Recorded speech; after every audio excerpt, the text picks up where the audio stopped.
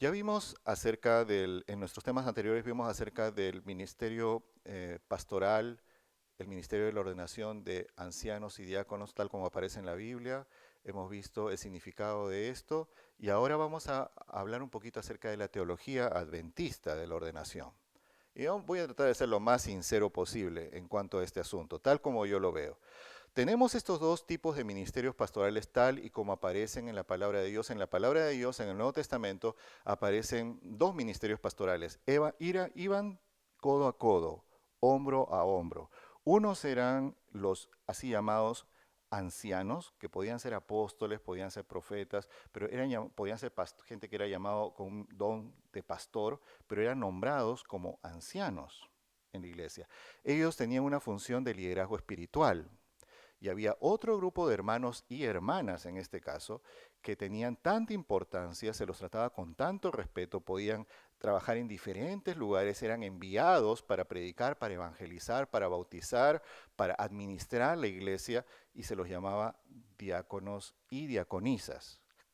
Estos dos tipos de ministerios pastorales había en el Nuevo Testamento. Igualmente, si Dios te llamaba para ser evangelista, Dios te llamaba para ser profeta o profetisa, Dios te llamaba para ser algún otro, era el cargo eclesiástico era el de diácono. Esto aparece allí en el Nuevo Testamento. Tenemos estos ministerios así como aparecen en la palabra de Dios en la iglesia adventista, y voy a decírtelo bien clarito, me temo que no. Tenemos solamente un ministerio pastoral, el de los pastores ordenados, en su mayoría teólogos profesionales. Me llamó la atención esto cuando estaba comenzando yo en el ministerio y bueno, cuando fui nombrado para empezar mi función pastoral, una de las cosas que pasó después de un tiempito fue que me ordenaron como anciano. Yo dije, bueno, esto está interesante, esto está muy bonito. Gracias Señor porque estás reconociendo por medio de la iglesia que el Espíritu Santo me ha dado este talento, me ha dado este don. Pero después de algunos años me ordenaron otra vez, ahora para ser pastor. Y es ahí donde un poquito mi teología, si ya me habían ordenado antes, si ya me habían ordenado antes para ser un anciano de iglesia, ¿por qué ahora tenían que ordenarme otra vez? Eso es algo que me llamó un poquito la atención. Bueno, pero esto pasa así. Tenemos el ministerio de los ancianos, también en la iglesia, o sea, tenemos un ministerio pastoral predominantemente, preeminentemente, que es el ministerio de los pastores ordenados, ¿verdad? Que en su mayoría son teólogos profesionales. Tenemos también un ministerio de apoyo local, con solamente una autoridad local que le llamamos nosotros el ministerio de los ancianos. Y es ahí donde hay mucha discusión que si debe haber ancianos o ancianas o alguna cosa que tienen una función pastoral de apoyo solamente en nuestras iglesias.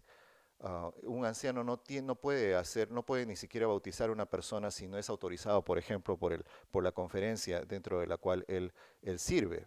Hay muchas limitaciones para este ministerio, cosa que no aparece así en el Nuevo Testamento. Hay también diáconos y diaconisas en nuestras iglesias. Sí, hay diáconos y diaconisas, pero ¿cuál es su función pastoral? ¿Aparecen ellos haciendo todo y teniendo todas esas responsabilidades tan importantes como las que aparecen en el Nuevo Testamento? No. Su función pastoral es tangencial a lo sumo. Y muchas veces para nombrarlos a ellos se nombra a personas que no tienen, realmente no tienen habilidades o aptitudes definidamente y fuertemente pastorales.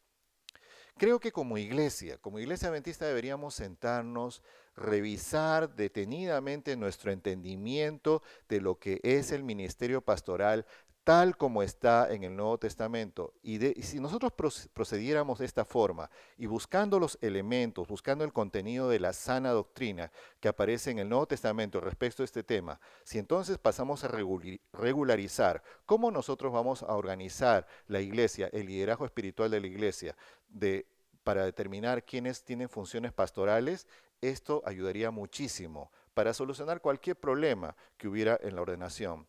La ordenación es una de tantas ordenanzas, un rito para reconocer el don del Espíritu Santo, no es otra cosa más. Ahora voy a leerte unas citas bien interesantes del Espíritu de Profecía de la hermana Elena G. White, que habla acerca de este asunto de la ordenación. Dice ella, las mujeres que están deseosas de consagrar parte de su tiempo al servicio de Dios deberían ser nombradas para visitar a los enfermos, para ministrar a los jóvenes, para ayudar y soportar las necesidades del pobre, Ellas deberían ser separadas para esta labor por medio de la oración y la imposición de manos. En algunos casos, ellas necesitarán el consejo de otros oficiales de iglesia o del ministro, pero si son mujeres devotas, manteniendo una conexión vital con Dios, ellas serán un poder para bien en la iglesia. Interesante. La hermana White, viendo de que era necesario que la iglesia terminara de predicar rápidamente la obra de la predicación del Evangelio, ella vio en las mujeres y en la labor pastoral que el Espíritu Santo, no la iglesia, porque el que llama a una persona para hacer o tener una función pastoral en la iglesia es el Espíritu Santo de Dios. Él te puede nombrar como pastor, Él te puede dar el don de maestro, Él te puede dar el don de profeta, Él te puede dar el don, diferentes dones pastorales. Y entonces ahora la iglesia puede tomar una determinación y separarte por ordenación. Incluso si tú como mujer quisieras servir a Dios a tiempo parcial. Es interesante lo que dice el Espíritu de Profecía. Bueno, ahora, ¿por qué ella dice esto? ¿Por qué ella afirma de que esto podría llegar a ser, esto debería ser así?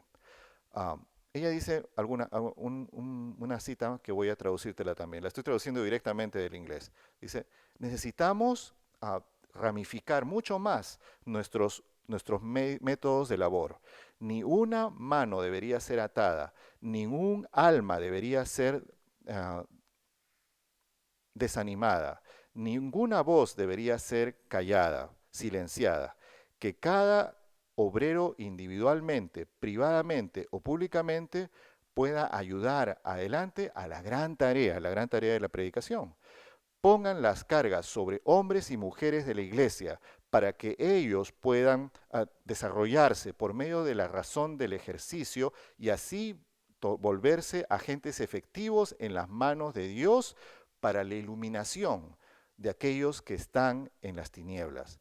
Dentro de este contexto, una de las cosas que la hermana Joy va a decir, ella no solamente apoyó la ordenación de mujeres para funciones pastorales, también ella, por ejemplo, habló acerca de la necesidad y la posibilidad de ordenar a médicos misioneros, a médicos que manifestaran dones y funciones espirituales, pastorales, guiadas y dadas por el Espíritu Santo de Dios, que ellos también podrían ser ordenados como médicos misioneros.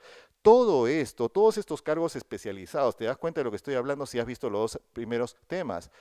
Estos cargos especializados aparecen como lo que los diáconos hacían en el Nuevo Testamento. Ahí aparecen diáconos y diaconisas predicando la palabra de Dios. Hoy día podría haber médicos, varones y mujeres ordenados predicando la palabra de Dios con ese reconocimiento de la iglesia. Habría un cambio tremendo. Habría un cambio tremendo en el hecho de que un médico está viendo un paciente, pero que en un momento la iglesia, cuando ve que este médico está orando por los pacientes, está buscando la salvación de las almas, está predicando el evangelio, la iglesia ve, este no es un médico cualquiera, es un médico en el cual se están manifestando dones pastorales. Lo vamos a separar a él o a ella por medio de la imposición de manos para tener una función pastoral, para tener un cargo pastoral y ahora pueda ser un médico misionero. ¿Cómo se sentiría un médico de ser reconocido de esta forma? Se sentiría maravillosamente, podría ser obra evangelística, pastoral de una forma increíble, ya con ese respaldo de la iglesia, con ese reconocimiento de la iglesia. Quizás sea por esto, y la hermana Joy va a escribir esta cita, si es que alguno quiere buscarla, en la Review and Herald, en la revista Review and Herald del 9 de julio de 1895, en la página 434. Allí ella afirma que las hermanas que deseasen ministrar a estos grupos especiales podrían ser separadas por medio de la ordenación. Ahora, interesante, en el caso de las mujeres, las diaconisas, por ejemplo, podrían ser nombradas como diaconisas con funciones pastorales, autorizadas a predicar, autorizadas a bautizar, autorizadas a realizar otros ritos de la iglesia, siendo apoyadas y hasta sustentadas por los diezmos. Y lo mismo podría pasar con los ancianos de la iglesia, también ser sustentados o apoyados con los diezmos. ¿Sería nuestra iglesia lo suficientemente valiente para sentarse, revisar nuestro entendimiento de lo que la palabra de Dios enseña acerca de estas cosas y modificar o adaptar nuestra normatividad en relación con lo que es el ministerio pastoral? Es algo en lo cual nosotros necesitamos orar. Es algo en lo cual nosotros necesitamos pedirle a Dios que nos guíe como iglesia, que nos muestre el camino, la salida. Mi propuesta es que nosotros adoptemos la teología bíblica, que haya en la iglesia pastores ordenados como diáconos, diaconisas y ancianos.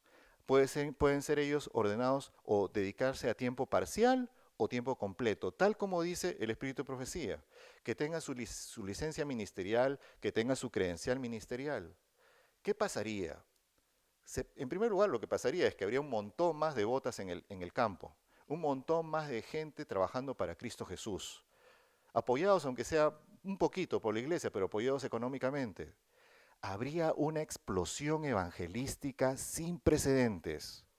Yo he visto en mi ministerio mujeres que han sido llamadas con dones de evangelización, con dones de enseñanza de la Biblia, con dones de ministrar a los enfermos, con dones de llegar a otras mujeres de una forma poderosa predicando la palabra de Dios. Todo lo que podría haber. ¿Qué es lo que necesitamos hacer? Necesitamos orar. Necesitamos mirar a la palabra de Dios y necesitamos pedirle a Dios que siga guiando a esta iglesia que Él tiene en este mundo. Que Dios te bendiga, que Dios nos acompañe y que el Señor nos permita que podamos seguir predicando, todos juntos, hombres y mujeres, hasta que Cristo Jesús venga.